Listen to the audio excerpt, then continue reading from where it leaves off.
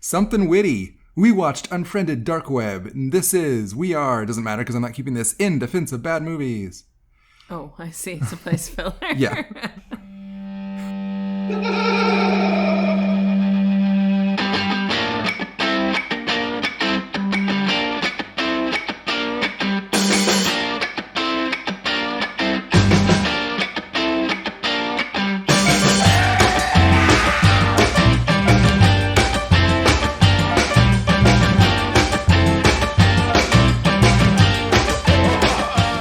Hey everybody, Sam Bowen here with another In Defense of Bad Movies episode. In Defense of Bad Movies, the podcast where we take a movie that is generally regarded as bad, but at least one of us likes it and can defend it.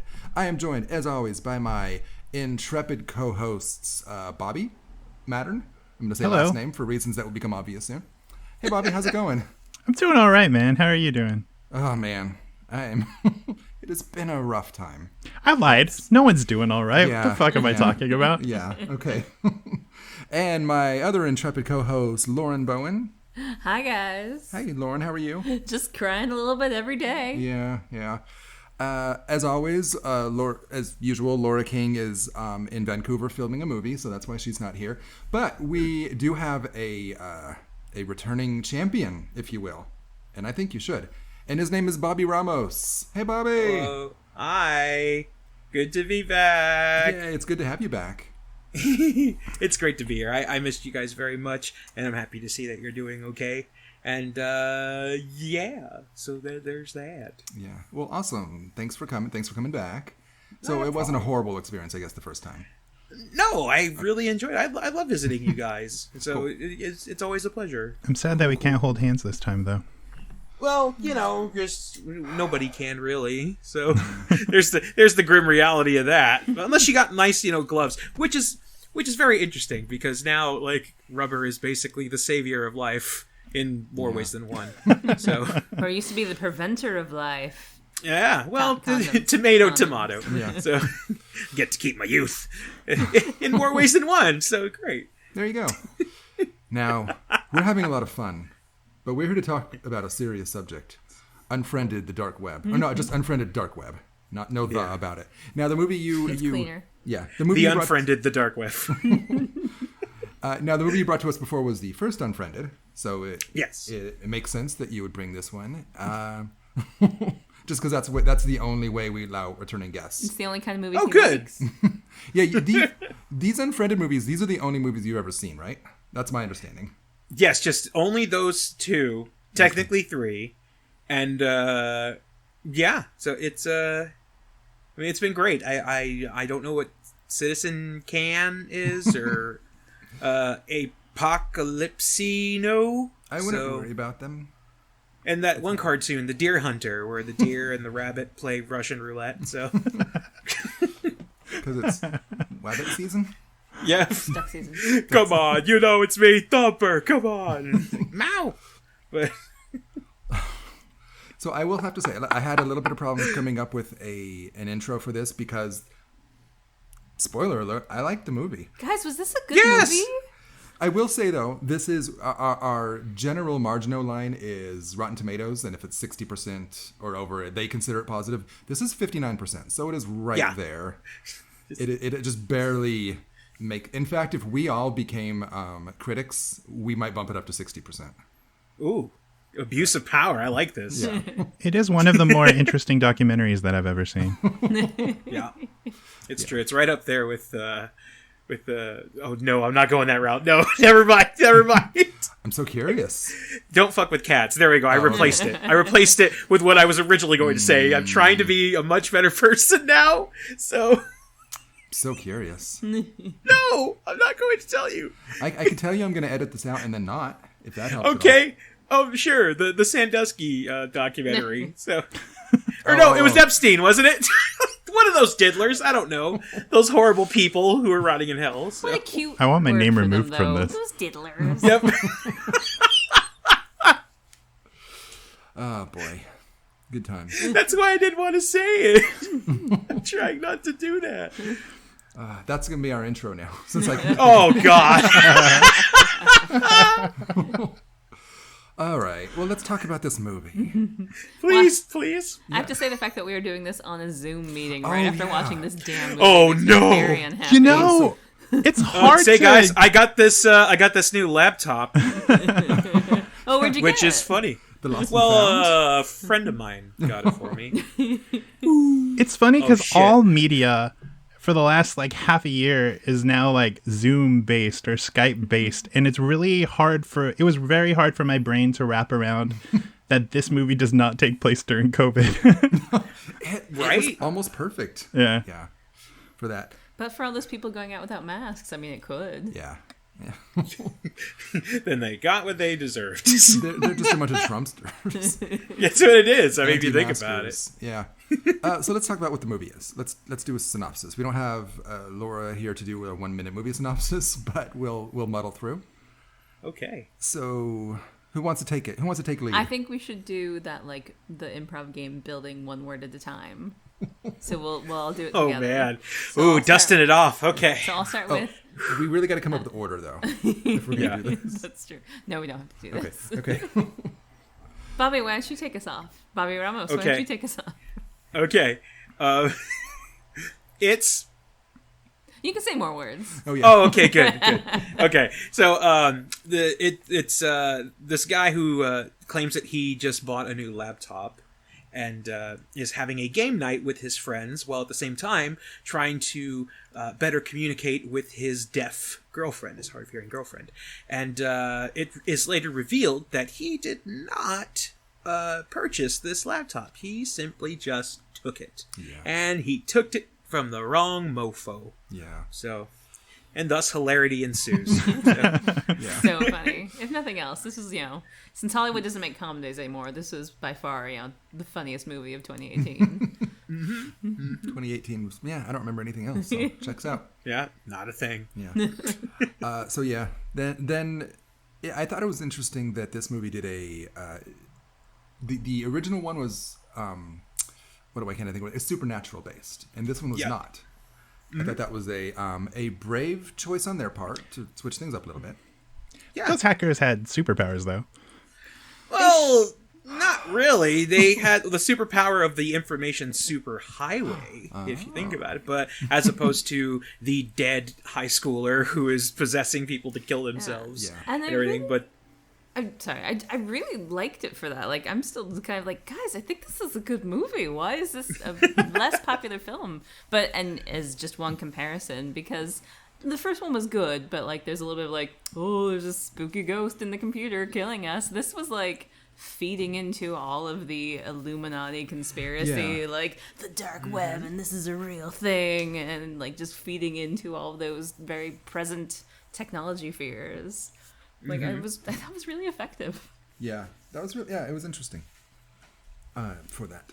And so yeah, even though the powers of the hackers were like, wow, they're really good hackers, it was based in enough reality to be like, they could be. I don't know how to hack. Maybe. Yeah. And I mean, they plus, could. if you're the guy in the chair at the computer that has a network of guys and chairs in the computers, you're going to be like, okay, well, they're obviously dicking around with this. Search up a bunch of stuff. Like they were and very, find the- very good, but Yeah. maybe they are. I'm a very slow typist. I could never do it. Well, it's like enemy of the state, if you think about it. Like, Jack Black is probably on the other end typing to Jamie Kennedy or whatever. There's a random group of people in that movie. Really? But Yeah. I haven't seen it in so long. Oh, it's weird. it's. There was something I was going to say, and I don't remember what it was. So somebody else fill the time.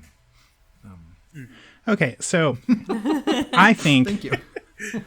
in the absence of Laura, maybe I become the Laura. And this is where I kind of come forward and say I really did not like this movie. Okay. And I liked the first one. Oh, you did! I did, remember yeah. that. I remember that you did. And I don't want That's to why say you're returning I champion. hated this movie, but I was thinking about the differences between the first and the second one and where this movie was trying to, I think, improve upon the first one.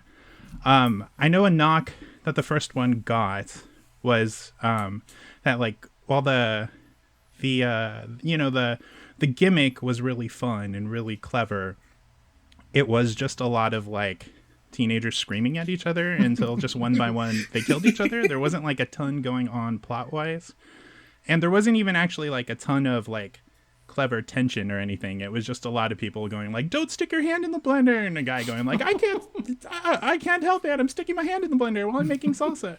But like the second one definitely tries harder with a plot. There are more things going on. There are kind of like plot threads that are building tension. I just found the plot to be very, very silly. Like I was super not into the Illuminati shit, but also there was something that felt really cruel about this movie for me. And like, I know it's a horror movie. Like horror movies tend to be kind of moralistic, I guess. And so like the first one you're watching, it's slowly revealed that all of the main characters are kind of assholes in the first one. And so like by horror movie standards, it's totally fine to watch them all get killed. But this one, there is like one guy at the center. We have Mateus, who's like kind of a dick. And the plot of the movie has each of his friends who are pretty innocent and kind of likable just getting killed. Well, except one. Which one? Yeah. The Illuminati guy. I AJ. hated his guts. Yeah, well, but he conspiracy didn't didn't do anything cruel. He was just annoying. Well, I mean, like I guess being asshole. annoying is enough to get you killed. Do not piss off Sam. But by the time like the last ones were getting killed, I'm just like, I don't want to watch this. Like, I feel really bad, if that makes sense. I don't know. I might be reading into it too much, but there was something about it that really... No. That's Yeah, 100%. I think it's fair. Yeah, because I had the same, like, I like everyone, and I'm not great at horror films because they tend to be cruel. Like, well, this is unfair. Yeah. Why does this have to happen? So that was really very true, but it made it really painful to watch. And And I know, Bobby Ramos, you like horror movies, right? You're a big I love horror- them. Yeah. I don't know what gave you that idea, but yes, I love them. No, go ahead. I was going to say, I do as well. And there are several horror movies where undeserving people get killed. And I mean, even undeserving by horror movie standards. And I think that is just a conceit that if you like horror movies, like Bobby and I do, you got to deal with it. And also, I'm actually kind of wondering if there was something to the randomness of life that, you know, like Bobby Madden said, there is a moralistic tendency toward horror movies. But in life, if you look at what's going on around you, morals don't really enter into who does well and who does not. And Precisely. Yeah. And maybe you That's go to exactly movies how to I felt escape about that that, crap, too. and that's fair. But It just happens, and that Yeah. to me, that is like I do appreciate the certain formats that they have, of especially for storytelling. But I found this to be, that's what I felt was the best realistic quality to this sequel, is because yes, the guy stole the laptop, and I don't know if we want to do spoilers yet or whatnot. sure. yeah, well, yeah. Okay. If you haven't seen it now, yeah. I mean, I don't know. Come Yeah, on, what are you doing? yeah. for I think that? most What- people don't- saw it when it came out, right? No, I mean, It was- but I mean, it was- like, if you are listening yeah. to a podcast about a movie, I'm watch the joking. movie. That was a joke. There's Are we going to be prepared yeah, to? obviously. Yeah, So exactly. there's your warning. Yes. But the fact that it's later revealed that it was a setup.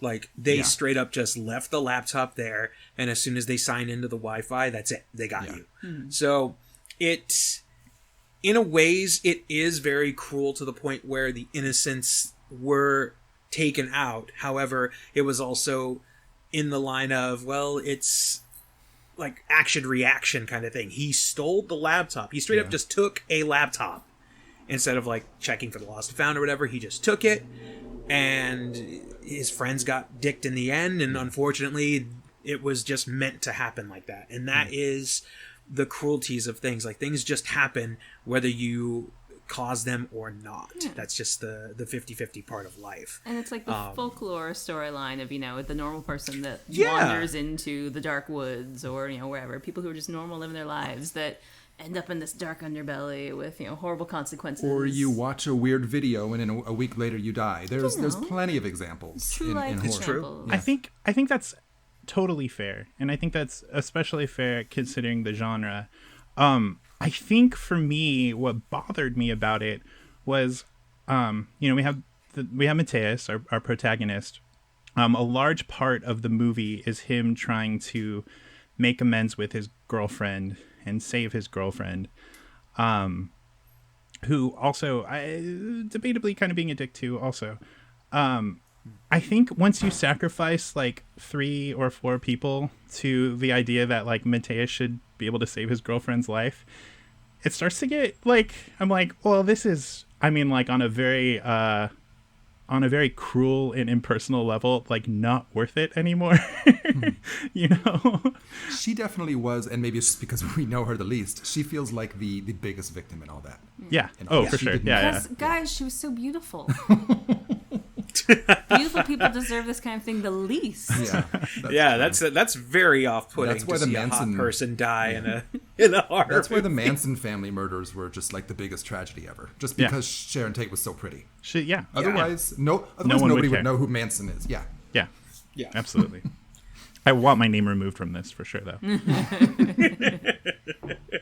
No, that didn't happen. Brad Pitt killed the murderers. Yeah, Brad Pitt and Leo fucking iced them. And Hey. he got the big part in the new Polanski film. And there's a connection. What's her name plays the blonde in this plays Michelle Phillips in Once Upon a Time in America. Oh yeah, that's right. Oh, shit! Yeah, How it all that's right. comes together. Awesome. Now I'm gonna have to watch that for like the 60th time. I bought it on Christmas and I watched it every single day Really? for about 3 months. I love that movie so Wow. much. I can't explain it. I just love it very much. Huh. Well, I guess we already know what things need no defense for you. Yeah. Yeah. I mean, I do love me some Timothy Oliphant. So, Oh, Jimmy. oh God, Larry. What? Larry and I have an appreciation for handsome men. So Hello, Sam. Jimmy. You can justify You him make Sam any put on the day. Justified? Yep. Ah. He'll make me scream too. So. So I'm just looking at my notes. I didn't take a lot of notes because, like I said, I enjoyed the movie. But at the Yeah. at the 21-minute mark, my mom did say, "When is it going to get interesting?" Now, in fairness, she's about 40 feet from the. No, She is that's not 40 feet. She's 30. She's about 13, 14 feet away from the TV. No, it's Man, more you than extended. No, it's It's like 30 feet. It is. A string of those lights is 13 feet. All right, here's We my were like the counting. measurement. Picture a super soaker. How far would you get? that. My point is, Sam, go lie down. I was actually closer to the 3 TV, and I had to times. get way close to the TV to read what was going on. This is the downside. yeah, We of should have these. watched this on a laptop. I think that actually is the way to watch it. No, it's even creepier if you spoopy. watch That's it like on watching laptop. Jaws on water. Oh, you're crazy, Riggs. Yeah, I think like the way this handles its conceit, like there is something very unsettling because like kind of the feeling of being on someone else's computer or something, like there's something very relatable to it, and the fact that they, with the first one too, that they don't use like stand-ins for software and for social Yeah. media sites and stuff. Feels real. Like the Mac boot up sound goes, and I'm like, oh, I know that sound. Like there's something. So when you find like a file full of like creepy surveillance footage, you're like, oh shit! Like it feels really uncomfortable in a really like close to home sort of way. I really like that about this. By the speaking of that, I think I mentioned this last time too, but Skype has the spookiest ring sound, and Yeah, it is it perfect does. for these movies. It's so eerie. It's the computer equivalent of like little girls playing like hopscotch outside. I am not answering this call. Creepily chanting, "Want to buckle my shoe." Exactly. I had a funny thing you mentioned about the sounds and everything being so realistic. I remember this. I was at my literal last job, and I was using the facilities, and I thought I was Do alone. tell. Yeah. So as I was shaking, but I was getting ready to leave my stall, and then all of a sudden, as I'm about to touch the handle, I hear the. I was like, Oh shit! I was like, Jesus God, no! And then I hear a guy coughing in the stall next to me. I'm like, okay, cool. I'm going to leave now. So. Like by it's the way. it's those sounds, man. Those Yeah. sounds that become recognizable. You're like, oh no. No. I gotta say too, That's weird. Someone just standing outside of our house. Oh God, no! Get out of there! Get out! No, I was given this laptop. It was in Portland, Oregon. I gotta say, it is kind of too bad this is an auditory thing, because the look on your face when you're recreating that look you had when that sound happened in the toilet stall. Yeah, That was nice. thank you. Some good acting on your part. I appreciate that. Thank you. Actually, I'm gonna, since it's in my notes, there were a few. This movie is for the most part pretty based in reality. If you can believe. Yeah. I mean, grounded in reality is what I'm trying to say. In that, like all the sounds, there were the sounds of the software. There's not music cues. There were a few different music cues, and that's I don't know. Those kind of actually took me out of it. Yeah. I didn't hate them though. Like it was, like a slow thrum just to kind of build like tension mounting moments. Like you're right that it is. It was Are we talking about the realistic, music, like the Spotify stuff at the beginning, or are we talking about like later on in the movie? When I mean, what my note says, sound effect when not shut down. There was a certain point where that's right. He said he was going to shut down the computer, and then there was like a ticking clock sound almost, but slower. Yes. Yeah. And so that was one of those like, why is that noise happening? And there were a couple music cues, like just when the tension was mounting, there was like a. I actually didn't mind this. I'm just gonna play I did not contrarian catch through that. this whole entire episode. do. I didn't take any notes, but I was thinking like the sound design in this movie is very good, because I think like it's very good at like deploying like really smart like sound effects to help build tension and stuff that to me didn't stick out anyway, but like did make me feel stuff. The one thing that I thought was really weird, I like when these kinds of movies will have people like pull up their playlists and start playing songs. I always think like, oh, that's cute. I don't know why he switched songs or turned on music like right before he entered a Skype call. That felt really weird to me. Yeah. Like, I better act normal. Turn on Michelle Branch. Yeah, that's a good one. And to say what Lauren said, that sound, that rising thrum sound, I did not notice that, or at least I don't recall ever seeing it. So that one did work. And I guess it was just the ones if you notice it and takes you out of it. But it makes the smart choice too. Like they make the decision like you're gonna hear keyboard clacking no matter what. If someone's typing, you'll hear the clackety clack clack. But then as soon as he logs into the computer, he jumps on, like the FaceTime camera activates, and then you start hearing like the ambient noise in the room, and you can hear him. And I'm like, oh, that's smart. That like they just had to make a decision. Like you hear these noises all the time, but like these other noises you don't hear, even though it would kind of make sense for us to hear them. I thought that was interesting. Yeah, they did that in the original one too. It's like it just wasn't.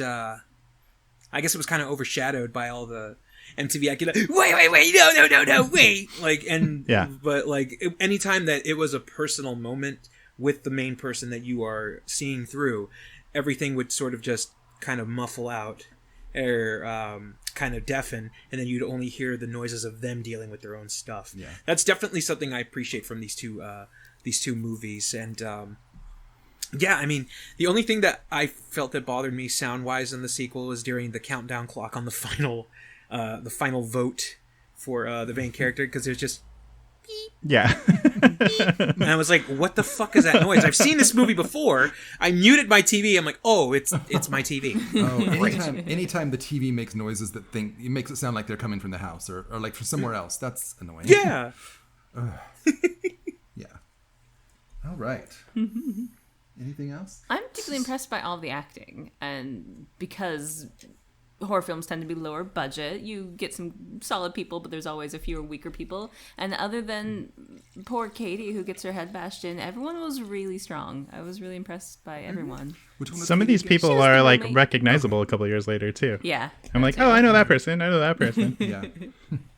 Speaking of which, the guy who gets the blender hand man from the first one, he's actually Upright Citizens Brigade guy, and if I ever befriend him, I guarantee you we're gonna bring him on. And, please get his salsa recipe too. Please do. I'll see what I can do. I'd give him props. I'm like, dude, man, you're down because you said chonies. The first like 5 minutes of the movie, I'm like, you're down, dude. You're coming to the cookout. He's a funny guy. I've seen him. He's on, I forget what team he's on, Herald team. But yeah, he's a funny guy. So Nice. yeah. I was disappointed that the sequel had 100% less salsa than the original. That is true. What did they even eat anything? No, this the movie? jerks. Who is on a Zoom call for an hour and a half without eating things? No one, It's true. no There one you go. shit Much their pants better. in this movie. Well, I mean, We don't know. We don't know. That's yeah, true. we don't know because that one chick with the head, the Ugh. hole in her head. I'm sure she shit herself Oh, the second God. she realized it. That was so Yeah. effective. That always makes my forehead itch. That every was time I see viscerally it. upsetting to I me. was just like, And, oh! But even before that, like, the tension is mounting, like, okay, this is gonna be bad stuff. They're murdering girls. And when it was coming to the point of, like, figuring out this girl's been kidnapped and what this, circle person is paying them to do, like, what do you mean? What do you want me to do to her? And when, like, the computer just wrote back trepanation, I was immediately like, oh gosh, no, Yeah. that's such a, like, just the perfect amount of disgusting. Like, if it was like, murder her, stick her in a box and pour her, like, okay, that's all bad. But, like, the trepanation was like, oh, that is so visceral and gross. I'm immediately having a terrible reaction. And she's kept No, alive. thank you. I appreciate how Yes. Larry is very, very educated. That she got the word right It was away. awful. I did Well, not. I was just like, that doesn't sound good. And then definition. Let's get it for the rest of the So world. bad. Oh no! It was The movie very, was good very enough to bad. include Google searches for anything that a layman audience might not understand. Don't know who Karen is? Well, let's Google that. Ferryman of the Dead. They did not look up how to pronounce Charon. No. But they had it a few different ways, one- which was true to life. Yeah. Because no one really is sure how to Yeah, that's pronounce true. it. The one that bothered me was Styx. Like, he went straight for Stykes, and I'm like, fuck you. No one's going to say Stykes. Yeah, Heard of how the do you not band, know you what the monster. river Styx Right, is? exactly. You know you love Sail Did Away. you do that? I didn't notice that. Yeah, he did. That's funny. So, did any of you have I mean, those of you who enjoyed it, or even those of you who didn't enjoy it, was there a kill in the film that kind of were just like, wow, okay, like very interesting, or a favorite? I don't know about interesting per se, but I thought it was a clever way to get AJ. AJ was Oh, yeah, that death the- was excruciating to me. I was just The one like, with I can't deal the shotgun with sound this. and the speakers? Yeah, Especially Yeah. it was like, just lie down on the ground. having put the your hands on your cursor head. AJ, hover AJ. around the play button was just Yeah. like, Yeah. I thought- wanted to scream. I thought that was really well done, and also a Yeah, good I really way. enjoyed that one too. Yeah. And it worked because AJ was an asshole who wouldn't Yeah. do the smart thing and just They- lie yeah. down. And They did a lot of really clever. I'm sorry. You know what? Before I go into that, let's any other deaths. I don't want to change the subject. Oh no! That was my top one because I'm just like, they literally just Which is fucking command centered this dude's demise. Like, wow! Like, I was watching it because I'd seen it with Leroy, our mutual friend. Yeah. And we like literally our reactions. Like, I miss seeing movies with Leroy because they were just like, oh shit, oh, like just totally collected O's. And that one, we were just like mouth covering and everything, like, oh shit, like just completely losing our minds over it. So and that was the one that had some game to it where like you could kind of, I don't like having fun with the deaths, but like, okay, that one was Yeah. like, ooh, creativity. Yeah. The rest were all Yeah. just really upsetting and sad. And Yeah. like, please Right. don't kill the lovely engaged couple. Oh, good, they're both dead. Great. no, but that's the thing though. It's like, as you said, you're not really good with the horror films, Yeah. so well as like me, a guy who grew up with them and everything. I'm just like, oh, it's gonna end so bad for them. Like, either if not one, then both. Yeah, if they're Like, it's they're just- happy at the beginning, you're like, oh well, fuck. Yeah, it did. Like, no, it's like, well, Yeah. soak it in. And this isn't Unfriended. It is very much established, like, no, everyone will die. So I'm prepared going Yeah. in with that situation. That's but the it's nice. unfriended guarantee. But it's still That's like a guarantee. the effective storytelling of like, but I don't want it to happen. No, maybe not. Like, it's enough to build the tension of like, maybe. No, everyone's gonna Was die. this movie PG-13? No, this was straight up R because they're like, fuck, oh shit, and drilling heads and shit. Oh yeah, the and, drilling like, heads. I was gonna say, it felt like the movie pretty effectively like dodged gore for a lot of the movie, Which and I'm was very using its grateful gimmick for. to kind of like blur out or obscure gore in a way that And I that thought was helps like me pretty like it. effective. Because gore is a big continuing problem I have with Mm-hmm. horror films. So when it's, the suggestion tends to be more terrifying anyway. And I really Precisely. appreciate when they don't show me too much gore. Mm-hmm. I liked how Karen was a counterexample of this, but like how subtle the movie and how the movie actually did trust the audience in a lot of ways. Like there, like oh gosh, what was it? One of my examples. Oh shoot, I have it. Texas Chainsaw. No, shoot. Well, like I See, mean, Larry's reaction was spot on, because the one of the major scenes, or like two of the major scenes in that film, they don't show anything. It's all just suggested. Yeah. It's just in my head now forever. And Exactly. And Lone's got a really good imagination, so those are actually the worst for her. But like, okay, the way AJ was killed, that a lot of thought actually went into that. The fact that they at some point before they revealed what was going on, they called it a bait laptop, which is a real subtle. They didn't draw any attention to it. Just like, oh, he got the bait laptop. So like if you're paying attention, you're like, oh wow, they're not spoon feeding you everything. Eventually you'll find out, but they're like, wait, why is it a bait laptop? You know. You know what threw me like off that. with that for a second though, was because someone takes over remote access of that laptop and it says bait laptop. For a second, I wasn't sure if it was the friend or if it was the Illuminati who'd taken over remote access of the laptop. I assumed it was the friend at first, and I'm like, oh, interesting. And then I was like, oh, wait, no, I'm totally wrong. Okay, because is that when after he gave the friend the login information to copy everything? Yeah, because it's like, okay, there's remote accesses. We see that someone's taken remote access of that laptop, and Mateus is gone. One remaining friend, I forget his name, is like, starts shit talking the Illuminati group. And then I'm like, oh shit, he's taken over the laptop. And then it's like, oh wait, no, he's not the one in control of the laptop. I guess that's not really a bad thing, but I mean, if I got it took you out of eventually. things, Yeah. Okay. Yeah. But there were a few things like that, and I don't remember the other examples. Or like maybe just the fact that there was Karen IV is who he was, and all the other ones were numbered, and so there was like if you're paying attention, you're like, wait, why is that different? And it's not totally explained, but it's still, at least it's like, okay, they're, like I said, it doesn't insult the viewer. It assumes you're smart, or at least Nothing is too obvious. at least gives a little bit something to smart people. Because I think we were opining that the Karen IV was so that we could identify him versus all the other Karens. Yeah. Potentially, which is a smart, subtle, helping the audience, not pandering. Yeah.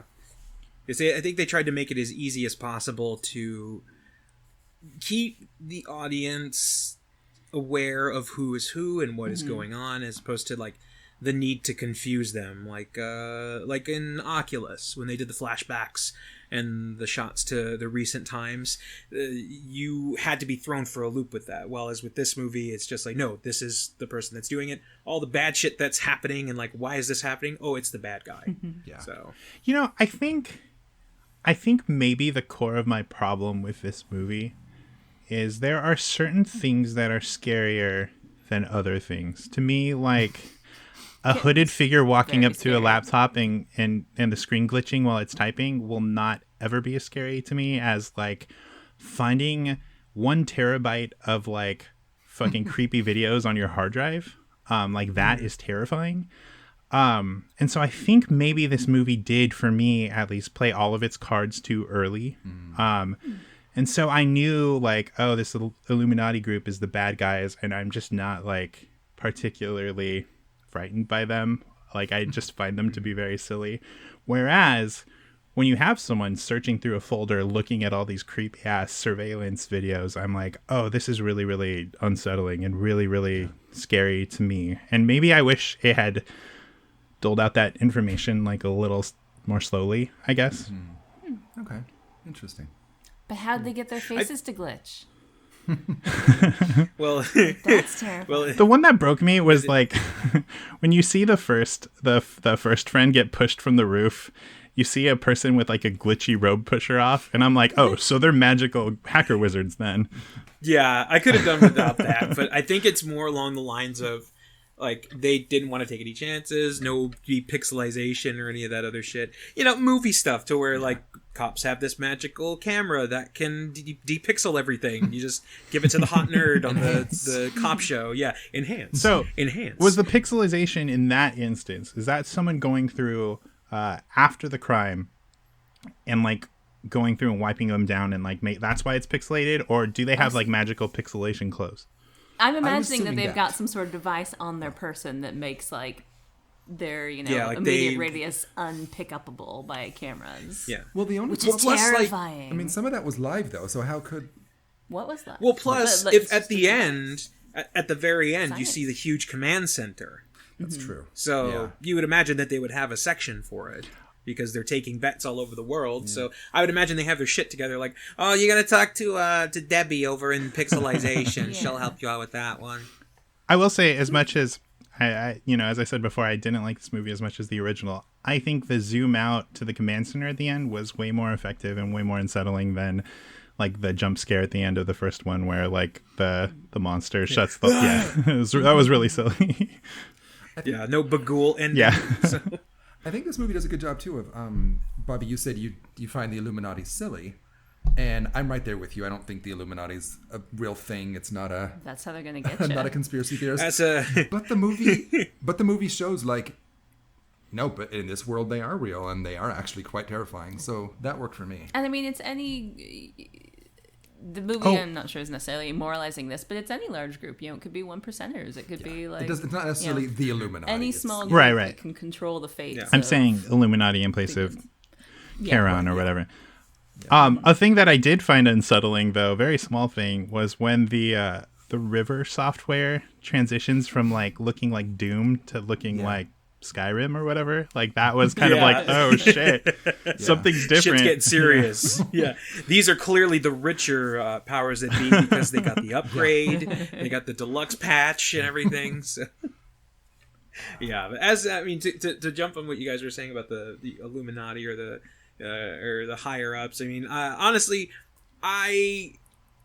watching a lot of crime documentaries and like uncovering and a lot of recent news shit about like a secret island where they're doing terrible things and whatnot, that registers with me. I'm like, well, there's sick fucks out there with money. I mean, watch 8mm. The whole twist of that is, why do you make a snuff film? Because he could. And like, oh god, that's horrible to think, but you know what? That's not far-fetched.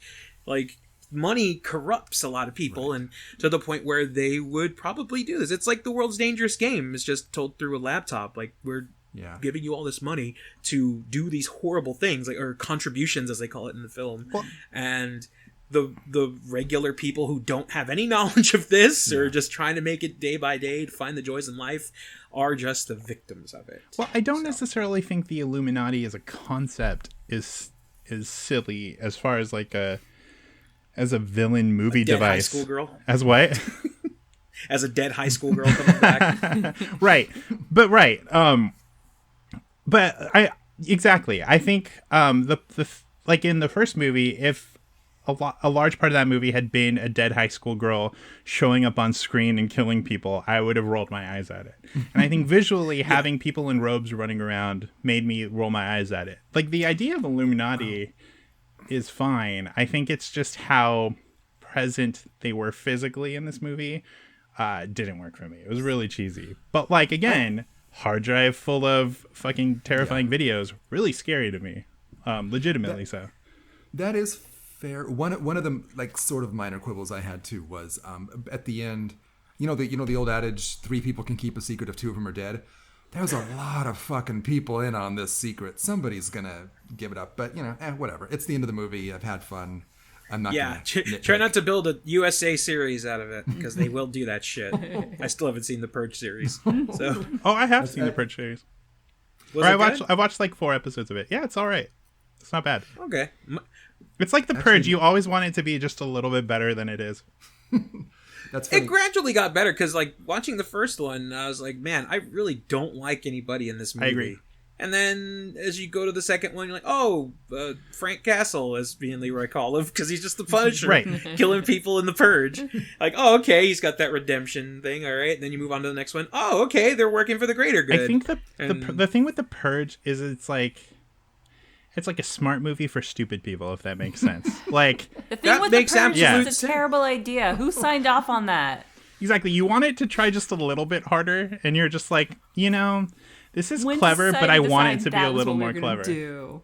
It's a stupid idea, Cash guys. grab. Let's never do that.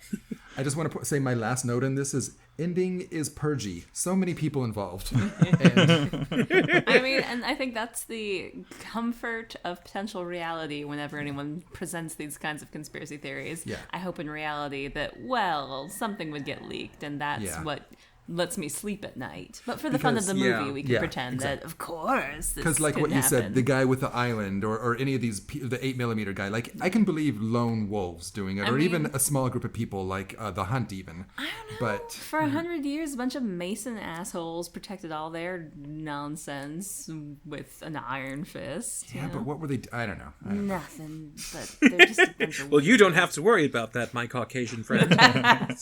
Oh, that was another thing. I am fucked. That was another thing I was going to say. When that first guy is revealed, and he's just a skinny white guy. I really like that. Yeah. But you know what my response was? Of course.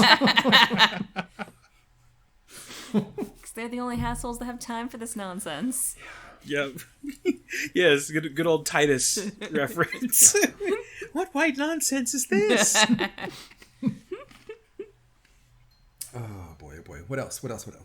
Well, I mean, yeah, I mean, I felt it was a nice change in direction while also stepping up from the original one. Because again, I love the original one. It reminded me a lot of a foreign horror film because it's a very foreign concept. Like they could really take just a basic premise and add more dramatics to it of betrayal and everything else like that. And I've seen a lot of movies from Korea or Japan or Hong Kong that have really taken those simple premises and just really make you go deep in it. You're like, fuck, this is really messed up. As well as I feel with this one, I still got that sense like there was definitely a bit more freedom than your average American horror studio film. Feeding into the fear a lot more. Granted, if it had, I would say, like, no restriction at all, it would have been just gore porn. It would have been like, you know, Saw or Hostel and stuff like that. To which I would just would have said, this is junk. Yeah. So, I mean, that's one thing that I definitely can appreciate about these movies is that it's for everyone and it's a popcorn film and all that other stuff, but it's not out of control. Because it's like, what is it, the John Lovitz character who likes listening to lewd stories, but as soon as it starts to get a little pornographic, he's like, ugh, this just ruins everything. That's how I feel about horror. Like, I'm not a fan of, like, those extreme horror films, like Serbian Film or Human Centipede or all that other shit. I'm like, this is trite. This is garbage. Like, they're just doing this for shock value. This isn't because they love the genre. Yeah. And, like, this, I feel... Although not a, you know, I don't see film students watching this, oh my god, this is my Psycho from Hitchcock, or this is my Night of the Living Dead from Romero, this is going to change film. But it's still, I feel it has a nice table across from the main table. Like, you know what, they're okay. They're pretty good. So it's been a few years since the first Unfriended, which... for me had like a lot of novelty attached to it. Like it was the first movie I've seen to use this kind of gimmick or this device, and that had a lot of goodwill for me. But I think that there's still like a lot of untapped potential in this the device of like telling a whole movie from a computer screen. I was thinking a lot of the movie Searching. Have any of you seen Searching?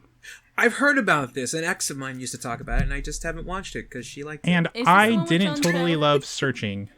Is this the one with John Cho? With John Cho. Yes. Yeah. This is the movie I thought we were watching, by the way. For some reason, really? I thought that movie was Unfriended too. Searching and is... I was waiting to see John Cho, and it didn't happen. Searching is not a horror movie. Sorry. It's it's about a man trying to find his missing daughter. And because of the device, I think there are a lot of really, really silly things that happen in the plot. And the whole third act of the movie is just like total garbage, I think.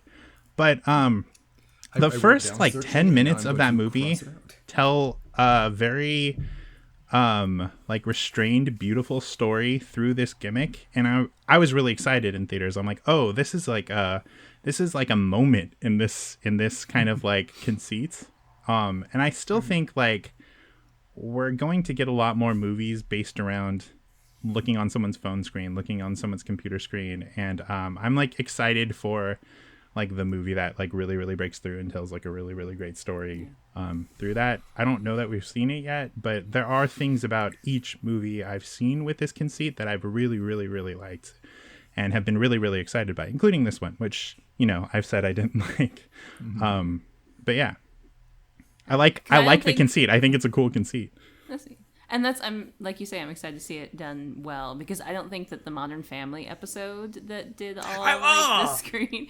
I was so going to mention that. Yeah, I was going to to mention that. Really worked for me. So I like that one just fine. But again, I'm like, there's some things that they're doing that are just so corny, I guess, because of the conceit. But there are some things that are really, really fun because of it.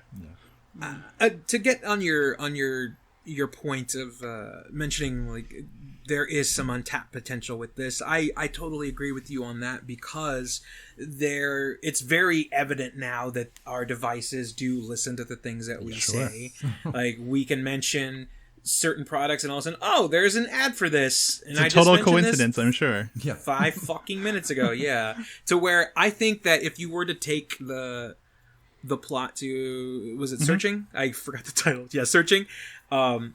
And if you were to do that with a murder story, like, you can actually like type in or tap into like their Alexa was listening, or there was a phone device listening, and maybe have like the twist of it being like, well, the killer is, or something about it is showing you this or whatever, and that's it. Like, no real explanation to it. But like, not so much as like oh, I'm going to broadcast this for some reason. It's more along the lines of, this sick fuck is making a record for themselves. Yeah. But I think that would be an interesting tap into it. But I mean, with the success of, I guess you could say, these films, I mean, they did pretty well. They weren't box office hits, but they did pretty well. And they're probably cheap to produce, too. Very cheap to produce. Because the first one, they just rented a house, they fixed up rooms, and they just worked with that.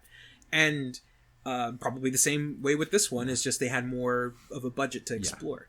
But also you have films like Host, the big recent film that is this premise, or especially of the first one. And it's all done during COVID, and people are just using their limited space and their knowledge and resources to make it. So I feel that with the success of that, more people are going to be like, hey, we could do something with this. Bobby, have you seen Host?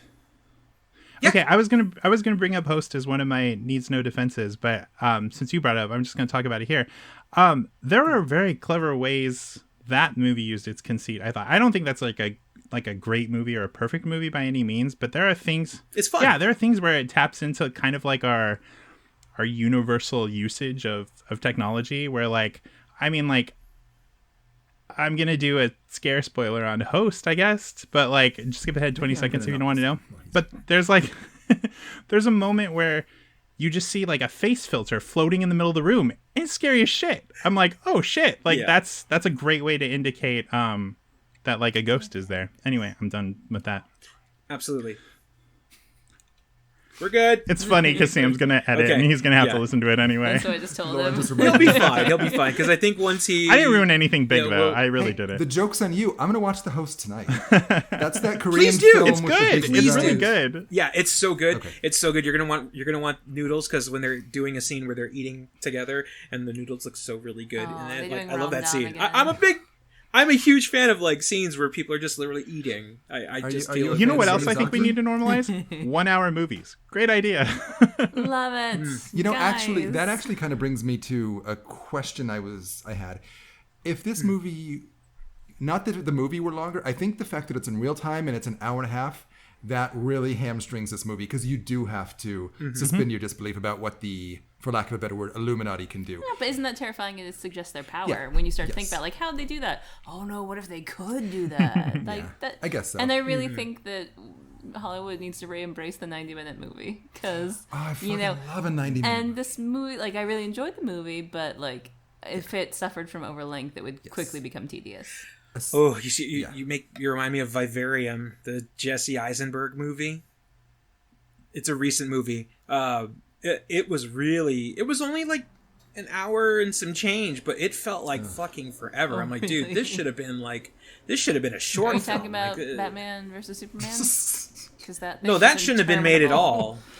I gotta That say, movie should not have been made at all. it is always so lovely, though, when we're like, okay, we got to do a movie for this podcast. 87 minutes. Ah, beautiful. Trim 87. 93 minutes was what this one. Just like, oh, yeah, bless you. There was no piss jar joke or Jesse Eisenberg sensually feeding a Jolly Rancher to an old man. Like, those are the high points of that movie. If we have 5 hours, like, we could talk about that movie. That's fine. Yeah, I was like, man, they really did a throwback to that piss jar joke, and he's going to fuck this old man because he's doing a 9.5 Weeks remake right now. I'm holding my opinion until the Snyder Cut comes out on HBO Max. Oh, Christ almighty. Oh, God. It'll fix everything. It's going to be like 5 hours long, right? That's what they said? It's going to be in has to be. segments. They're doing it like a series. That doesn't make it What? better. It's That gonna makes be it like worse, 4 Lauren. hours. Fucking kidding me? Chunks. Hey, let's take a bad movie, God. make it longer. Longer stretch. Oh, I don't fucking care about that movie anymore. Like, I have a friend who was pro, like, hashtag Snyder Cut. I'm like, oh, God, please release the fucking movie. Yeah. Because I don't want to hear about this. And now it's going to be a series. Oh, Well, it's gonna be shit. like it's a No. 4-hour movie that they're releasing in segments. As a big DC That's fan, I will how- 100% watch it. I And- hate Oh, I'm going to watch that That's shit too. horrible. I'm just such a going to watch Birds of Prey again. Great Birds of idea, Prey is perfect great. Yes. idea, Bobby. And I want to make that egg sandwich that she has. So Oh my good. god, that egg Lord, sandwich. wanted it Yeah. so much. Yeah, you can't watch that movie if you're not prepared to make an egg sandwich that night because you're going to It's regret so all true. your choices. So true. That's the Birds of Prey promise. Guys, Birds of Prey is great. Everyone really- watch it. It really is. I think one of us recommended it last Yeah. episode, didn't we?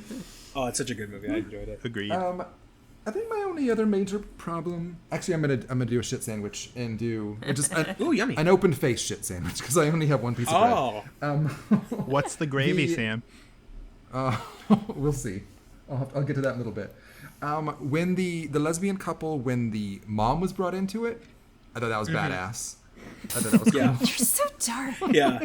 Like, monster. oh, fuck! Yeah, Like, it it was was like- really that whole moment. Like, Yeah. it's my mom. That's the second best kill of the movie. Oh. Yeah. And it was one Well, of you those- just the fucking screens, Yeah. right? With the beep, Yeah. beep, and then and it was like- kind of a no-brainer on who she should choose, but at the same time, that's a tough decision. But then I really like that It she really didn't. is. Like, I in her love final that she moment, didn't she's not choose. playing the I thought that was cool. yeah, they Because I was kept her fully pure ready about for her it. to say, my mom, I'm like, I'm so sorry. But, like, I love that she didn't choose. And Yeah, it didn't Yeah. It kept matter her at innocence all. about it. And now the shit, which was when at the end Matthias is just on his bike in the middle of a street having a very long conversation. You're like, I wonder And where then- this is going. Yeah.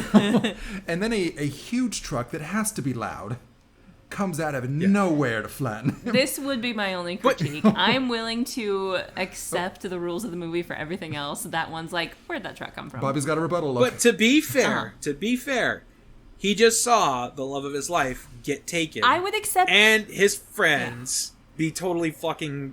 One just got hung in front of him. I would accept like that. slowly watching him You know, die. I would accept that he wouldn't move, like that he's so stunned, or even a like, fuck, it doesn't matter anymore, I'm not even gonna move. But just that we as the audience, like, it was nothing, truck! Like, there should have Well, been... for me, I was like, what are they gonna do? Yeah. I was like, oh, fuck!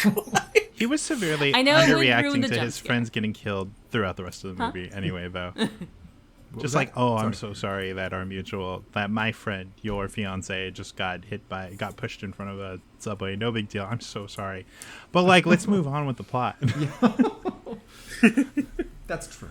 That's another thing where maybe Well, more. because So Amaya was the you wanted prettiest, more. so- You wanted more of the MTV. What's happening? Just screaming into the camera. I always do that when I'm on a Zoom with my friend because it fucking kills him every time. Literally, no. But It's entirely relatable, though. We just watched our It's friend true. get murdered making salsa at his desk. Like, what are we going to do? We're going to be fucking screaming at her. no. Can we all agree that if they do Unfriended 3, it should be a critique of the first a podcast like we're doing where they're critiquing the first two Unfriended movies? Like Are Human you Centipede, right? suggesting that they Book of Shadows the motherfucking That's Or what Book of I'm Shadows. saying. Oh no! Where it's only interesting if you could rewind and fast forward it, and that's it. Well, it should still be in the format. It's like this. They're doing their podcast via Zoom, talking about those movies, and then turns out, oh no, they're real. By the way, Ronnie's ears Yeah. just picked up somewhere in the It's world like, because he's like, Book we of got, Shadows? we got a caller. Guys, who's the other person in our chat right now? This is not... How will they match that up? How will they include The Circle and Laura Barnes in Unfriended 3? How are they all interlinked? Oh yeah, you got to bring them together. Yeah. Well, if anything, the big thing towards the end was like, it's game night. It's game night. I'm like, if they do an Unfriended 3, I'm so scared that it's going to be like a Fortnite game that traps them. Flossing. Yeah. I'm just like, yep. Don't go near that llama. That loot llama is filled with murder. Any other big points we want to make before we move on? No. Okay. I don't understand his app. Oh, Papaya? I don't understand how the app works. Yeah, because I'm just like, look, is his problem just chaining the signs? Because it really doesn't seem like that hard, because he knows all of them. No, he doesn't know all of them. He knows them in the short term, because he can... Oh my gosh, I hit my microphone, so I'm going to try that again. No, he doesn't know all of them. He knows them in the short term, because he's... he's just copying what he's seeing on screen, and he doesn't actually have to do the work to know them. So But that's... he types...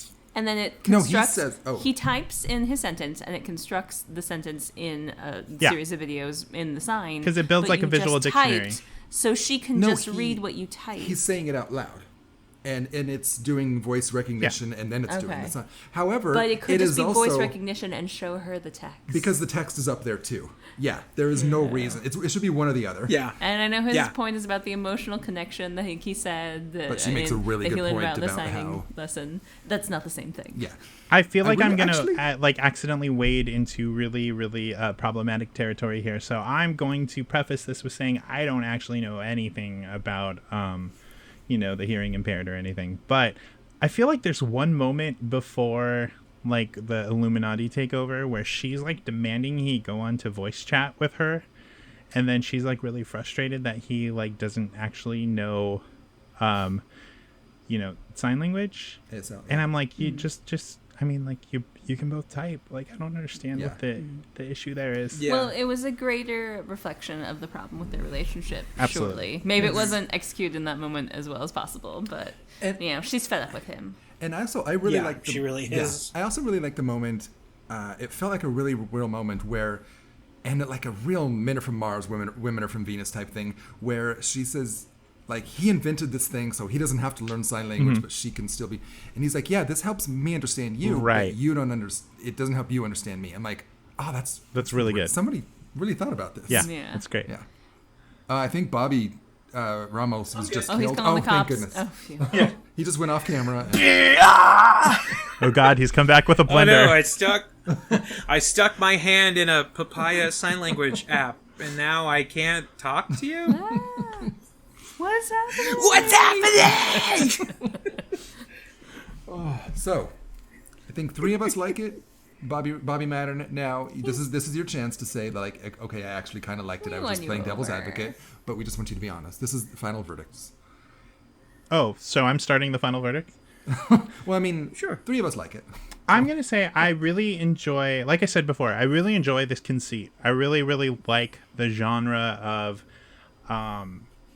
screen movies where you're seeing someone's computer screen or phone screen for the whole movie, because I think it's familiar to us, but it's also, like the quickest way to know someone is to see their Google search history. So there's like a really interesting way into characters' brains through this conceit. But no, I really did not like this movie. There are things I respected about it, but overall the story of this really did not capture my imagination. I didn't hate this movie by any means. Like there were things about it I respect, there were things about it I admire and enjoy, but I did walk away from that going like, boy, I really didn't like that one as much as the first one. That's fair. And yeah, I think. I mean, if anyone else wants to pitch in, I don't have much to say. Just I enjoyed it. It was fun. And Yeah, I did like it. Well, I've stated before, I felt it was a nice evolution of the plot. If they'd stuck with the same premise as the first one, I'm like, okay, this is just silly. I'm not going to waste my time with this. The vengeful spirit has moved on to a new circle of teenagers. Like, no, that's just dumb. They took the internet and they ran with it, which is really a premise that they don't really do. And so it's I mean, I try to think of what the next step would be if they had done, if they decide to do another one. But in all honesty, I mean, they don't really need to. I feel like it's completely covered everything, every base of it, unless they fucking take it to space or the hood or something like Leprechaun. So, but I think it's fine. I really enjoyed it. Yeah, I did too. I actually remember when I heard, I don't remember if I heard it from you first, saying, "Oh my God, they did an Unfriended sequel. I have to be on the podcast again." Not that you would have assumed, but I think I did though. something like that. And when I saw the title, I'm like, Dark Web. They just picked some words that sound scary and blah blah blah. After watching the movie, I'm like, they used the Dark Web. Okay, kudos to you, movie. All I know about the Dark Web is Bitcoin is somehow involved, and Bitcoin was somehow involved with this movie, so thumbs up. I have seen shit that'll turn you white, to quote Winston Zeddemore. So, have you checked out the Dark Web? There's been some incidents and instances where I'm just like, I don't want to be here anymore. It's just like, how? I wouldn't begin to know. Much like how to acquire drugs, I wouldn't begin to know. Oh, you just how asked one my uncle. gets to the dark web. It's true. You just asked Bobby's uncle. Yeah. Uncle Michael will hook you up. So he apparently was Robert Downey Jr.'s guy during that dark period of time. Yeah, I found that out. Like, yeah, I'm just like, you couldn't get me an audition, you asshole? Suddenly, knowing the fat guy from Unfriended doesn't seem so big now. Right? Well, my uncle used to push smack on one of the greatest actors ever. So, all right. Well, let's. Lauren, are you ready for? That's a foot to end on. My uncle gave drugs to Iron Man. Lauren, let's do IDOBM presents IMDb Trivia TM. All right. Oh. Guys, I'm not too excited about the IMDb trivia. There was not a lot I felt really actionable, but one of them was that the trailer was uploaded first in the real dark web by the director himself. Referencing again my statement of, I don't know how you get to the dark web or how one would upload a trailer there, so... Good. They just think it's Reddit. It was Reddit. I just thought the dark web was BET Online. Oh no. They just constantly loop the music video to White Girls or I Ain't Got No Panties on the Dance Floor.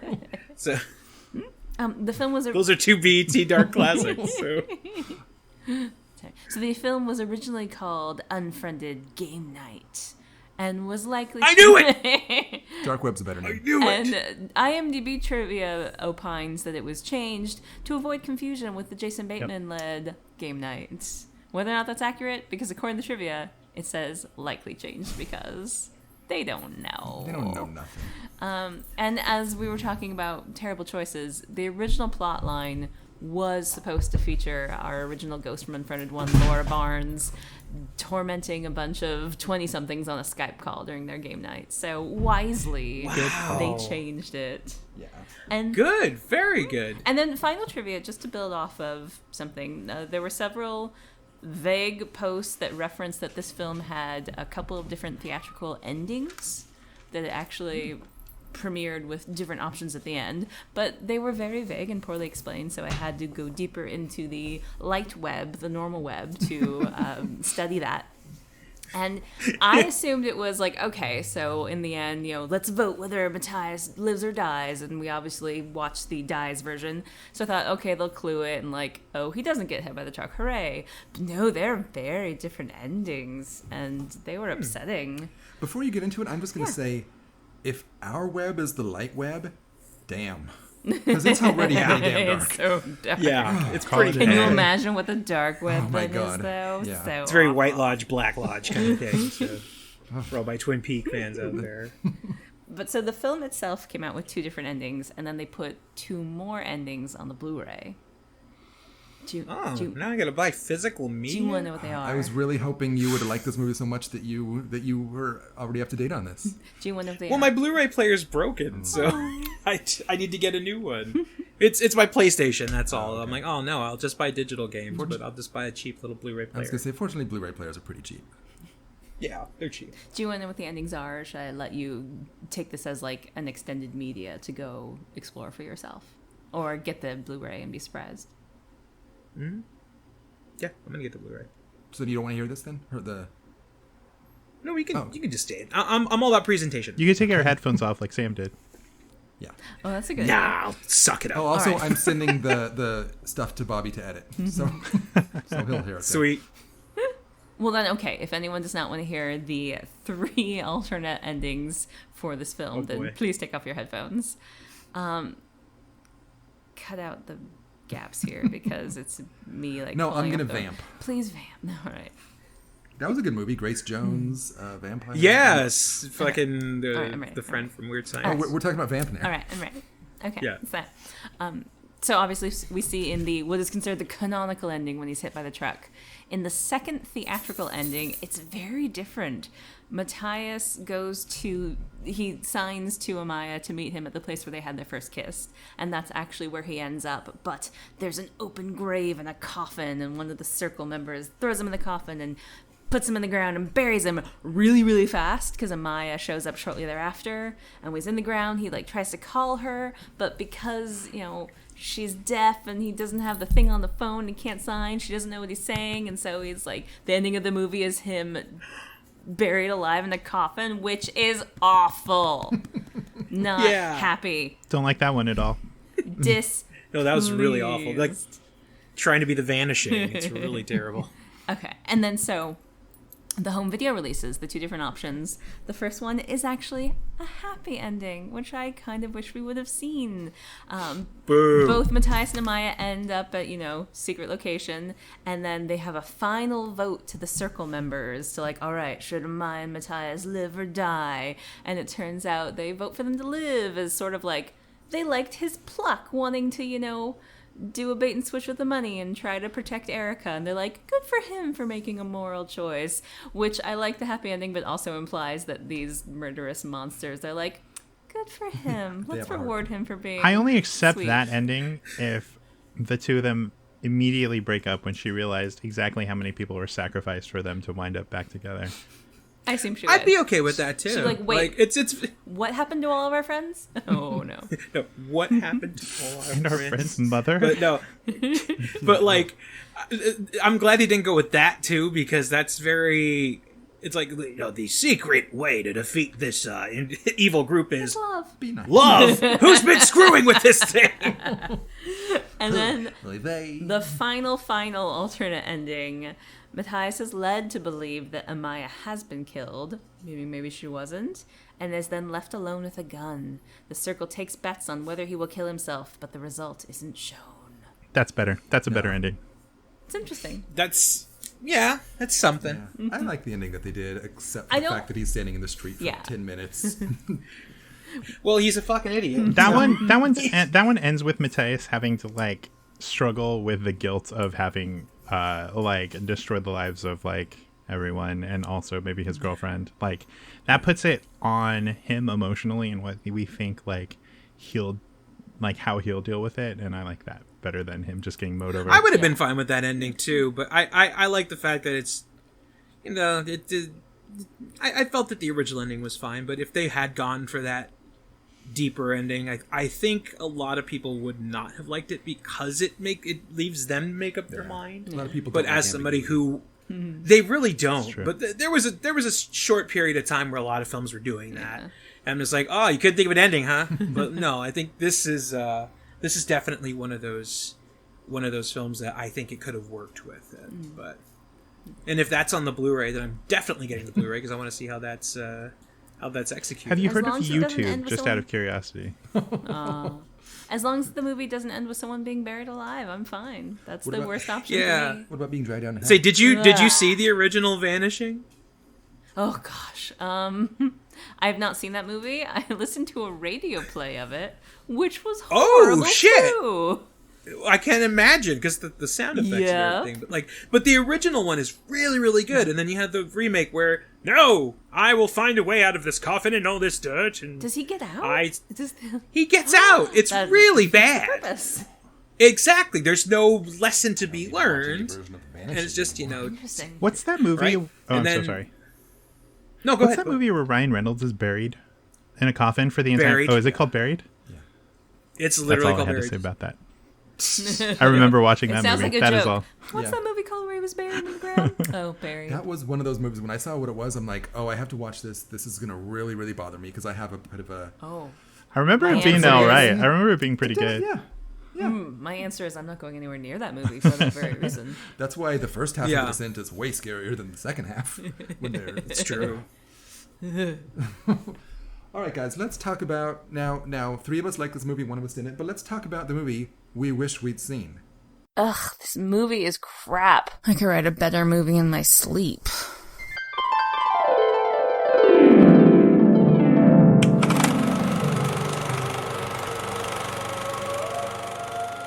And now, IDOBM presents the movie we'd wish we'd seen.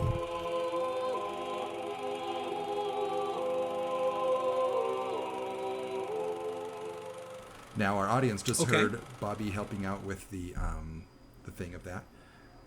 The music for this segment, or the whatever for this segment, the intro has Bobby Ramos doing the voice for it. So thank you for that.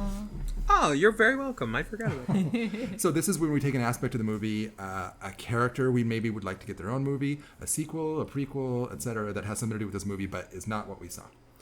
And I'll give you guys time to think, because I have kind of one. They talked about how Matthias, that laptop was in the Lost and Found for 3 to 4 weeks. And I want to see the guys who are like monitoring the computer thing, they're just like, because I'm imagining it's just a couple of guys waiting for somebody to turn on this laptop for 3 to 4 weeks. And maybe like they're in a dark room all by themselves and they just kind of have to go crazy. And anyway, yeah, that's the movie I want to see. Unfriended Dark Room. I like that.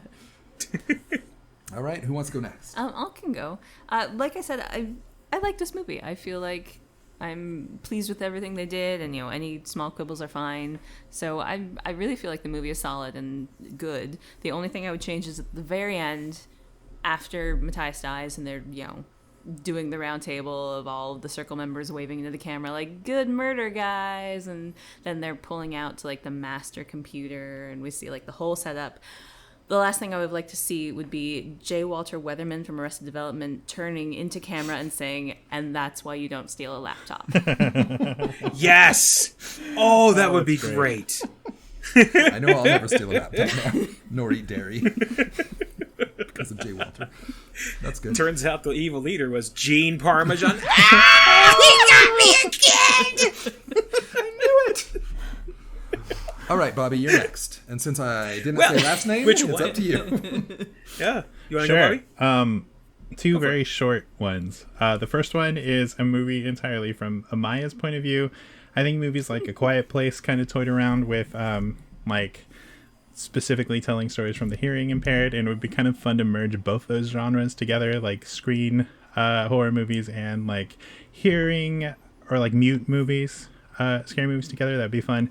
The other one is an idea for Unfriended 3, where the sister of the guy who was making salsa in the first one is trying to honor her brother by making a YouTube cooking channel about making salsa from her brother's recipe, and then a ghost starts haunting her. And now this is where you take it to your food processor, where and it shows her staring into the void that is the spitting blades. Yes. And she just imagines it. That's Ripe with deep. possibilities. Hey, have you seen the movie Hush? The 2016 movie Hush? Yes, I have not. It's so good. It is. It's really you should see it. Yeah, it's really, really good. Yeah. If you talk about impaired. Yes. Protagonist, it's a really, really good very film. well done. Really This good is film. the one with Buffy and the Gentleman. And, No, that's really good too, though. Which one is that one? the one with Buffy and the Gentleman, and Willow has to The Buffy the Vampire Slayer episode. solve the. Yes, Oh! that's what I would say. Also called Hush. Sorry. Yeah. Oh my god, I forgot This about is not that. a Buffy the Vampire Slayer podcast. Where This is not So Slay We Oh All. boy. Or The Watcher's I mean, it was just one movie, but I mean, if you appreciate it, that's fine. Cool. So how about you, Mr. Ramos? What's yours? I actually would have liked to have seen, again, much like Bobby, two things actually. One of the conspiracy theorist friend talking about all these things and about the conspiracy theories of the Illuminati or the One Percenters or whoever they want to call it in the film, and how maybe he were to get certain vague or almost near threatening phone calls, and then it's later revealed that he's not really letting that bother him because he's got to make it to game night or whatever or anything else like that. But also to cut a little deeper into the more psychological hit of it, I would actually want to see more of the relationship leading up to how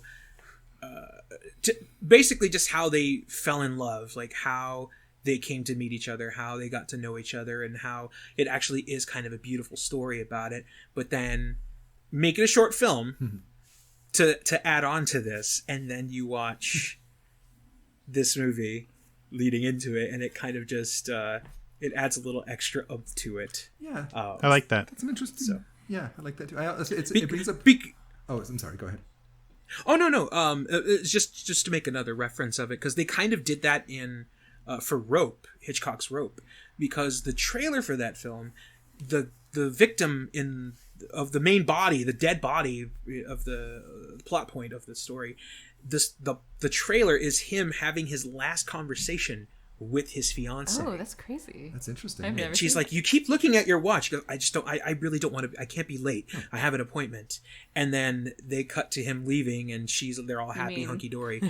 And then you hear James Stewart going, "That's the last time she ever saw him alive." And then they cut to him, "And that's the last time you'll ever see him alive." And then they cut to Rope, Alfred Hitchcock's Rope. They keep hiding cuts by zooming into people's backs and then zooming back out. Yeah, because it's like, oh, okay, they're changing reels, which is available for free on YouTube Rope's if great. you want to revisit that. Yeah, it's such a great film. That's But yeah, I would have liked to have seen that in the trailer for this film, like just kind of. That's adding interesting. to it. Just the idea that when you're doing something in real time, how limited you are because you can't have flashbacks. It's got to be all. I mean, because it's on a computer, you kind of can have flashbacks for like the hiking video they had, but you really have to get creative on how to do things like that. Even just static shots, like you can't cut away to like show perspective, like you couldn't, zoom into the blender and see the abyss that girl's staring into. You just have to have this one static shot of a person and get all the information that you need. Although there was Staring into it. there was one moment where we did. It was like when they were spying on the gay couple, the married couple. That's true. And where the camera was kind of zooming in on. Someone was behind saying enhance. Yeah. No, that wouldn't work. But okay, I'm going to let it go. Well, they can do it because that's, again, they have crazy... I guess actually they could, as long as it's still within the same frame. Yeah, you're right. Never mind. I take it all back. I'm a monster. They have crazy pixelating technology. They can coordinate this massive murder spree in the space of an hour, and they can zoom video. You're right. I'm an asshole. Yeah. That's all. Yeah, that's all I want you to admit. All right. Speaking of assholes, let's talk about things that need no defense. I know mine. I need they're it. like opinions? I need it for pooping. Yeah, they're just like anything else you're into right now. Yeah. No, I mean, that's why they're like assholes. I see. You get it. I get it. Who wants season 2 of The Boys? Oh, man. It's good. Lauren just watched season 1, so now we're going to watch season 2 together. Oh, crap.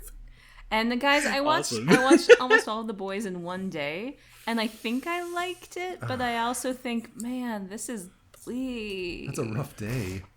It's rough, but trust me, the books were worse. Oh, I'm sure. I'm not touching that nonsense. Very What worse. day was it? Was it Friday? It's There are really things bad. where I have little problems with the show, and then I read what the book was, and I'm like, oh, I'm fine with it.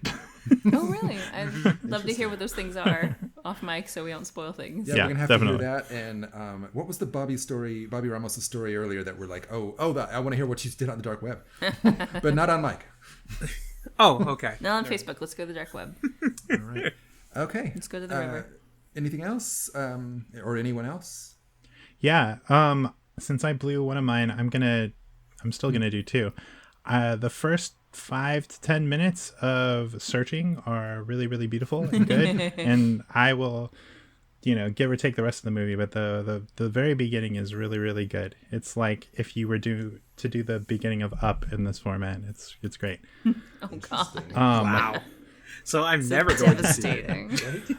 I did a Quibi recommendation last week, so I'm gonna follow that up with doing an Apple TV Plus recommendation this week. Wow. But all the media. You're just gonna, you know what? He's looking for an endorsement because he's like, He really is. I might stick with one of you. the show Ted Lasso from Jason Sudeikis and Bill Lawrence is, I've said before on this show that like sports movies are my least favorite genre of movie. And Ted Lasso, which is about, an American football coach who becomes like a British football coach, is like a really beautiful and optimistic and heartwarming show. And I really, really, really love it. And wait a week, I guess, until the show finishes, and then just use your week free trial to binge it. It's great. Good idea. I like that it ended up in heartwarming. You gave me that like premise and those artists, and I thought like, well, this is going to be goofy as hell. So the fact that it's heartwarming is really intriguing. It's a really, really lovely little show. Cool. You want to go? Nice. Do you know what you're going to do? Yeah. Okay, go ahead. I want to jump on yours. Okay. I've been watching Star Trek, the original series, and on Netflix. Nice. Yeah. And I mean, I'm not going to say anything new about it that the world hasn't said in the last however many years. But yeah, it's a lot of fun. Yeah. I also put together a puzzle that it's a Star Trek puzzle that actually I'm pretty sure every episode is represented on the puzzle. So every time I finish an episode, Nice. I look at the puzzle and go like, Oh, wow. there's that guy. Yeah, it's fun. And Excellent. And I'm also, that was a good thing that I'm recommending. I'm also going to recommend, if you like bad movies, I saw this movie Society a few nights ago, starring. Society is not a bad movie. It's just fucking weird. It's weird and it's bonkers. It's fucking bonkers. It is bonkers. I mean, yeah. and I don't know. That feels like bad movie when it gets bonkers like that, but it was enjoyable to watch. Billy Okay, Warlock, I could dig that. perennial daytime TV star, some other people. In it. It makes no sense, but it's Okay, that's actually a perfect synopsis for it. I feel to recommend with along something that is very bonkers to where it still kind of creeped me out. Tourist Trap, an old full moon feature film with Touch Connors in it, classic celebrity. But it's about this group of friends whose car breaks down, as it does, and they go to this tourist trap, little gimmicky museum of some sorts. And it has some sort of something's very, very off about it. It's sort of supernatural, while at the same time run by a fucking lunatic, and it's just very eerie. And the killings in that film, a lot of them don't have music. It's just the natural sounds, and it's this gimmicky slasher film, but it leaves you very uneasy. And the ending is fucking bonkers too, not Society level bonkers. okay. Yeah. But it is definitely strange. Like I recommend. It's free on YouTube as well. Yeah, I've been watching a lot of free movies on YouTube. I'm like, oh shit, this is on here. Cool. I will go ahead and check it out. Cool. So I'll put that on my list. And since you did it, and since we're doing stream of conscious stuff right now, Gravity Falls is a show about one of those tourist traps that. It's a really good show. The cartoon? Yes. Yeah. Oh, I love that cartoon. amazing. I've been meaning to binge the whole series because I just finished the one from the creator of Regular Show called Close Enough. Okay. It's really good. It's basically just Regular Show, but with parents trying to deal with everyday shit like, oh, we can't enjoy our youth again, but they do, and it's just a lot of out there stuff. I really recommend that. I'll have to watch that. I should probably watch Regular Show too. I've heard good things about that. Oh, I love Regular Show. It's my favorite. I love that show. Cool. And if anyone else doesn't have any, if anyone else is wants to do the stream of consciousness thing, so Bobby and I aren't the only ones doing it. Well, I could do something. I just finished Cobra Kai, and I love Cobra Kai. Cobra Kai is so good. That's my favorite. I love it. My little sisters are obsessed with it. They Oh, that's watch so cute. the Karate Kid trilogy the next day. The show after we treats finish the Karate series. Kid 3 like a serious text in a very effective way. And it's not, though. That's the thing. Those of you who don't know, Karate Kid is fucking awful. Yeah, Like, no, I agree. Danny is very annoying. There's no real threat to it. And if you think about it, like, he did more use of Miyagi's teachings in part 1. In part 2, he just completely forgot about karate for a little bit, and then part 3 just completely forgot about it all around. But do you remember where they saved Okinawa with karate? I mean, come on. Yeah. What That's the the fuck? vague memory I have watching that film so at bad. 8 years old, 20 times on cable, but that's fine. I will say about Yeah. Cobra Kai, The first season is like the sequel 30 years later to Karate Kid I didn't know I needed. It's just really good. Yeah. There's an amazing moment in that season where Johnny retells the story of Karate Kid from his point of view, and it's just beautiful. It's so good. And then the second season is full on soap opera with karate battles, and it's really, really good. And it includes That finale is the incredible. finale's beautiful. There's an episode where the Cobra Kai Johnny's Cobra Kai friends come back, and that's a really beautiful episode too. Yeah, it's good. Can I ask? It's been a very long time since I've seen Karate Kid, and I don't remember it super well. No, you're fine. Should Just I- dive right back into Cobra Kai. You're good. You can dive right back in Sweep because the leg, those man. of you who haven't seen it, like my sisters have not That's right, seen yeah. The Karate Kid. Like they had not seen any of them. And they watch a show and like, oh, okay. Like, I'm like, that's a real movie that happened in the movie and this happened in the movie.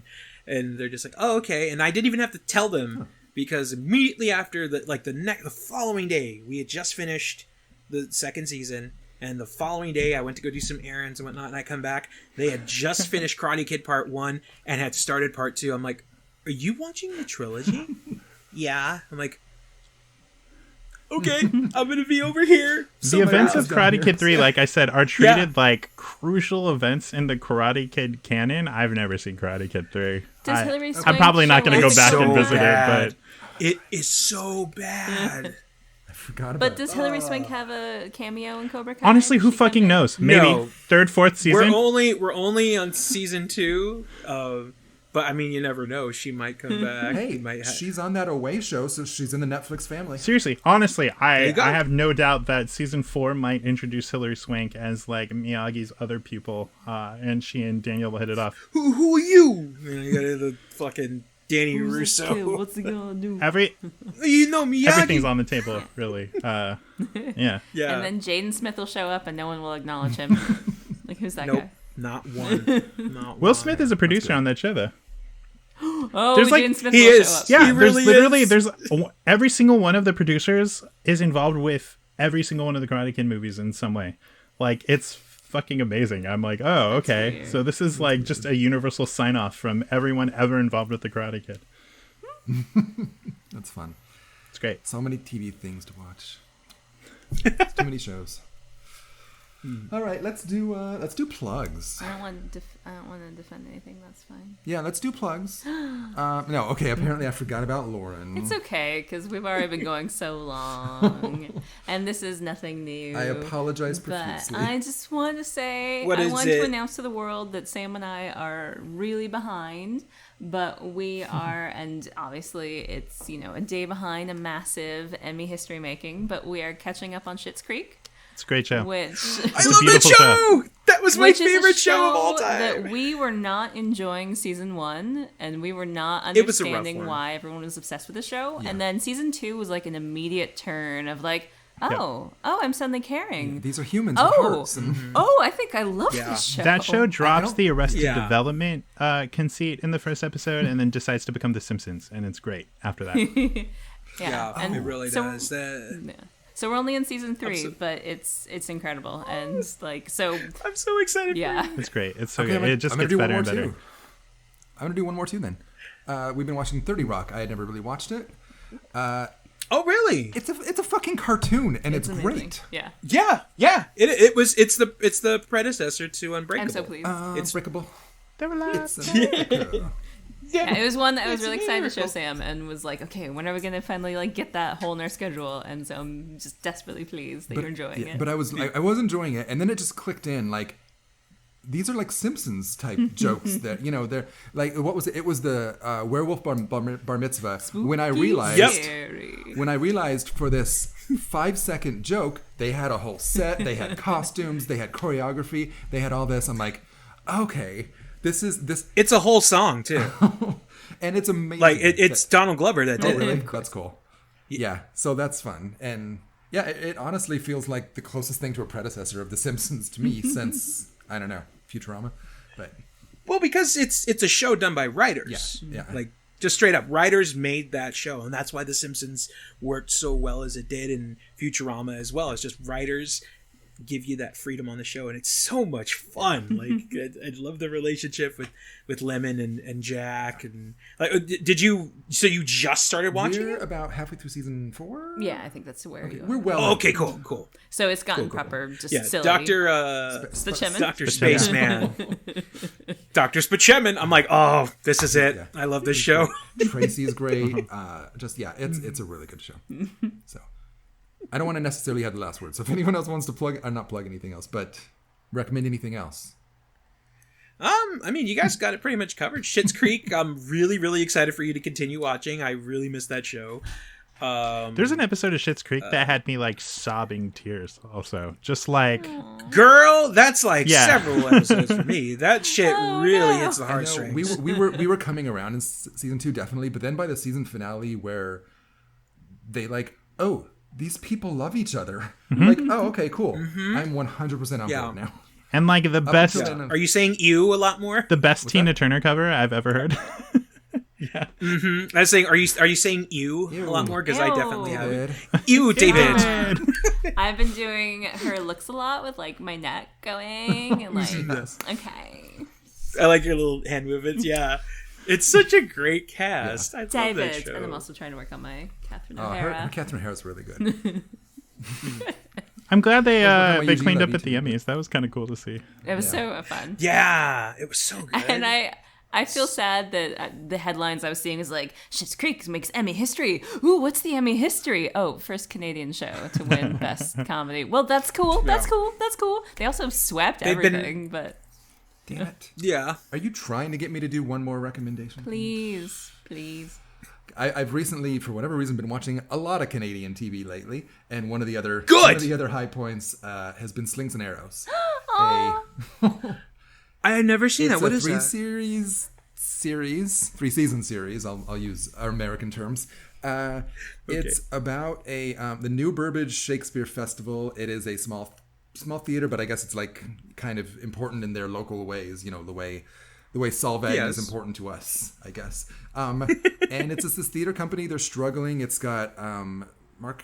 What's his name? Mark McKinney from Kids in the Hall is Yeah. one of the co-writers, and he also is a star Yes. in it. Yeah. Love Mark And McKinney. It's real short. It's 3 6-episode season, and each one the festival is putting on a specific Shakespeare play, and the storyline kind of mirrors the play. Oh, okay. It's a really good show. I'm so pleased. It's a show that I adore and was like, Sam, I'm going to show you this show and I'll still love you, but it's kind of important to me that you like it. And so I'm so tickled that you're recommending it. When I was growing up, I watched a lot of TV. So I was always the person recommending TV shows to other people. So to have my wife have like 2 recommendations of shows that I am now recommending to other people, it's like, oh, I hate it. Sorry. That's wonderful. I dream of that type of. It is nice. Bobby, I just thing, like 'cause discovering. You'll find it. It's so Bobby, good. you'll find it. But you guys have seen Letterkenny, right? Well, I've seen most of it. And Sam has shown me the best bits, and I'm really enjoying the best bits. Okay, good. I'm so glad we have our LA tacos. People And in I'll LA, lie. LA really love their tacos. Poor Bobby Mattern. To be Anyway. fair, he hasn't been. I'm good now. I'm good on recommendations, Cool. man. Then let's go to plugs. Anything? Whoa. Whoa. Are you doing our plug theme? I was doing Comedy Bang Bang's plug theme. Well, I'm just going to go first to give other people time again. I'm going to plug Sam Sleuth, Stereotypical Noir Detective, the web series that Lauren and I are doing. And also, while I'm doing a plug, I'm also going to ask something. So we've got 2 episodes out there right now on YouTube. If you look up Sam Sleuth, you'll find it. The guy who's done our music he's got another commitment, and he's not going to be able to do our music for at least 1 episode and maybe a few. If anyone out there listening thinks they can score something, watch the first 2 to kind of get what I'm looking for. Please feel free to contact me. I think it's indefenseofbadmovies@gmail.com, because we would like to. We've got episodes 3 and 4 like in the can. We need them scored and a little bit of editing. So putting that out there. I hope you edit the podcast quick so you can get this out soon enough to reach our millions of fans. Yes, exactly. So, but yeah, even if you aren't musically inclined, watch the series. It's fun. It's fun to make, and we enjoy it and are proud of it. And you're just presuming that anyone listening knows us personally and could contact you to let you know that they could do it. I did leave the email address. Oh, okay, good. Where? indefenseofbadmovies@gmail.com. Okay, cool. But saying it twice is actually a really good idea. So thank I you. might not Yes. have heard you say it. Okay, that's fair. Anyone else want to plug things? I know Bobby. I know both Bobbies have things to plug. Yeah. Please check out the Mistress podcast and What Are You Into with Ian and Bobby. We haven't put out an episode in a while, but that just gives you an excuse to go and listen to our back catalog, and we'll come out with some new stuff pretty soon. So please, It's nice of you to give listen. people an opportunity to catch up to the back catalog. Like doing this for your family. I'm just saying, if you're like an actual friend of mine, you'd probably have listened to every episode anyway, so it's all good. It is intimidating though when you go to a new podcast and they just like you listen to one and next thing you look and there's 3 more. Like, Yeah. come on guys, I'm never gonna catch up. Yeah, So, like, anyway, cool. And other Bobby. right. Yes, you can catch me on Championship Wrestling from Hollywood. More so recently, Primetime Live, which is our weekly pay-per-view Sweet. on the Fight TV app. I made my debut last Tuesday Awesome. as my cowboy character, Howdy Price. Yeah, I also do a little bit of a wrestling commentary show with 2 other wrestlers named Courtney Rush and Andrew Everett on Dub 3, or Whole World Wrestling is what we call. You can follow us at official Dub, that's DUB 3, or official W3. And we just call it like a straight up sports commentary show while watching these simulated sprites do incredible wrestling matches. It's really interesting. It should not look as good as it does, but it does. And also, let's see, you can catch me on New Legacy Inc. That's INC, not tattoos.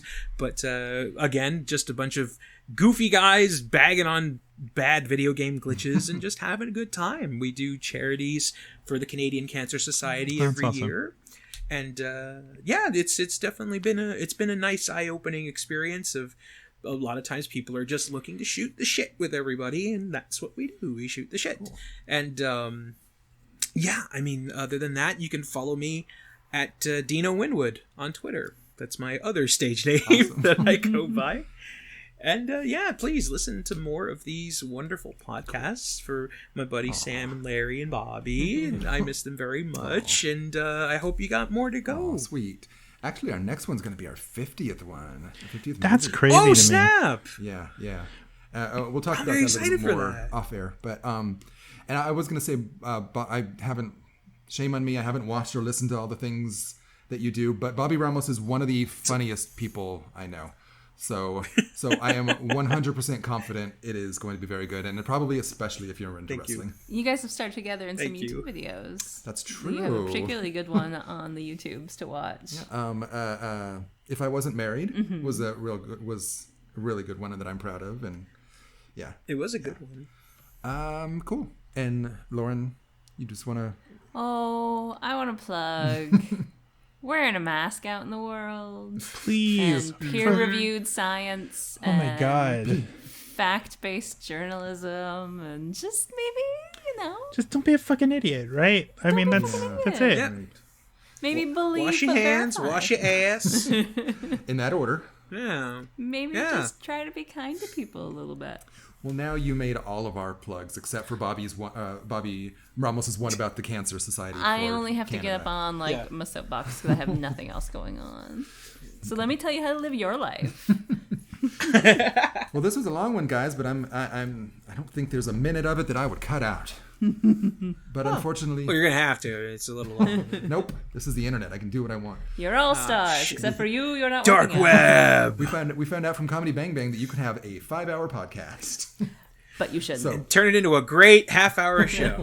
But no. So that's all I've got to say. I forgot to come up with a sign off. Fuck you, everyone. Solid. I don't think it'll keep. All right. Well, good to hear from you again, Bobby, and Good to hear from you too. good to see and hear from my intrepid co-hosts as well. Until we meet again. Thanks, guys. Bye, guys. Bye.